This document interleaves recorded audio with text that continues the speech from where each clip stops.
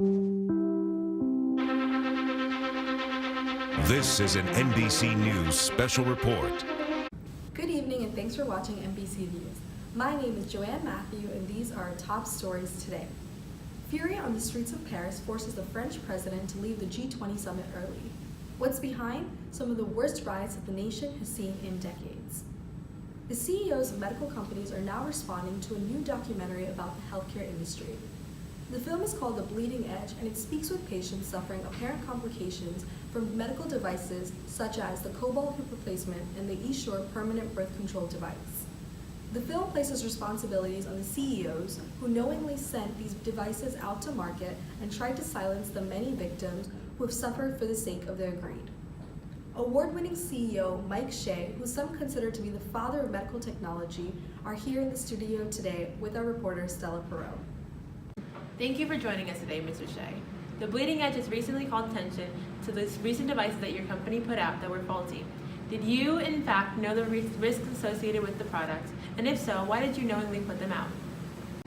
Okay, everything I have done is to unleash innovation and save lives. These women may be experiencing some side effect, but they knew what they were getting into. Yes, I knew it is a risk, but I don't think I should inform the public. I think it will be better if you guys focus in on the issue about our product preventing women from pregnant. Other than that, it's not important.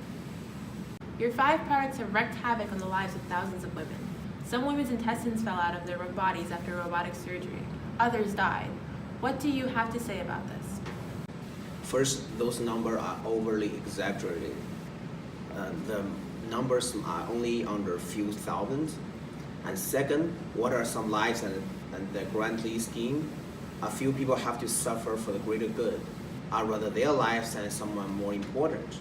I've created devices that have saved the life of millions. Women in the film who had the implant complain of persistent pain, bleeding, and unintended pregnancies. One of these women, Burke, a former spokeswoman for the device who had taken part of the original clinical trial for eSure, said that her health significantly deteriorated after being implanted with the device. Can you speak about your life before the eSure birth control device? Yeah. I'm a 5th grade teacher at Lakewood Elementary in Grand Rapids, Michigan. I'm married. I was engaged to somebody in my 20s, but we broke it off when I found out I was pregnant. I eventually met John, my current husband. My daughter didn't have a father in her life, and John's children lost their mother when they were young. So to come together and have each other was a blessing. What were some factors that pushed you to take eSure? My last child was born in 2009. I was 32 when I got pregnant with him. John and I wanted a kid together, but just the one. I went to my OBGYN and he talked to me about a new permanent birth control device called eSure. It could be done right in the office and I could go back to work the next day. He said I wouldn't feel anything, just 2 little devices that I wouldn't even notice. What are some of the negative effects that you started to experience with eSure? As soon as I stepped out of the doctor's office, I started cramping. I was running fevers a lot. In the first week, I started bleeding more than I ever had in my whole life. There was maybe a day or 2 each month when I wasn't bleeding. It came to a point where I had to start wearing diapers. The sharp, stabbing pain on my left side started getting more and more intense. I called the doctor, but he told me that they weren't side effects and dismissed my pain. He even told me that Latinas are susceptible to menstrual problems. So I continued to believe it was all in my head.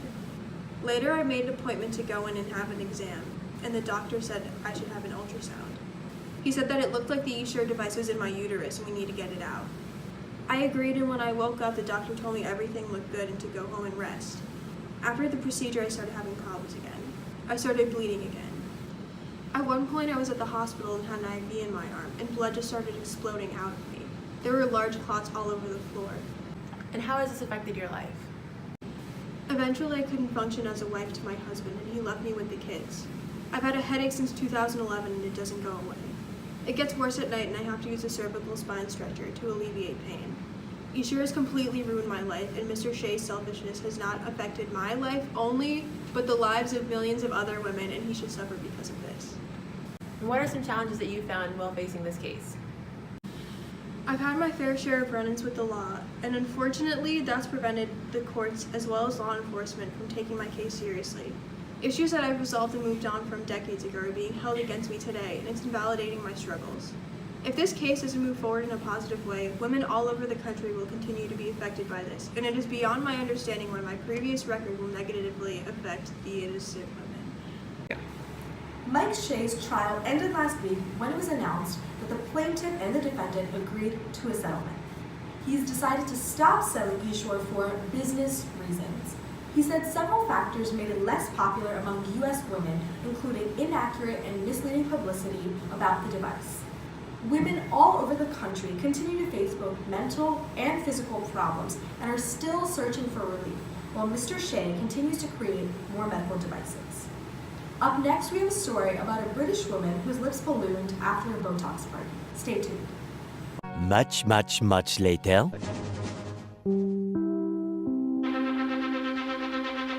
This is an NBC News special report. Good evening, and thank you for watching NBC News.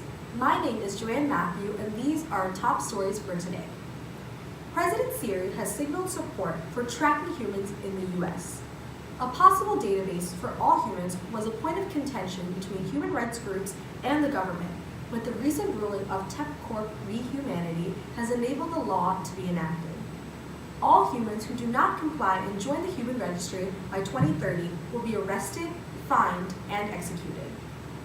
Prime Minister Alexa rushed interspecies marriage into law by gaining a final signature on the bill overwhelmingly endorsed by Parliament, and the nation has now started planning weddings that will be taking place in a month. Now, with the present transition from humans to robots and minimum wage jobs, more and more robberies are happening. Here, with the news about that and a witness of the most recent robbery, is Ace Sarsuelo. Thank you for joining us. I'm here standing outside Target with a man who saw a robbery. Sir, please explain what you saw. Well, I was grocery shopping, and then this guy out of nowhere ran past me.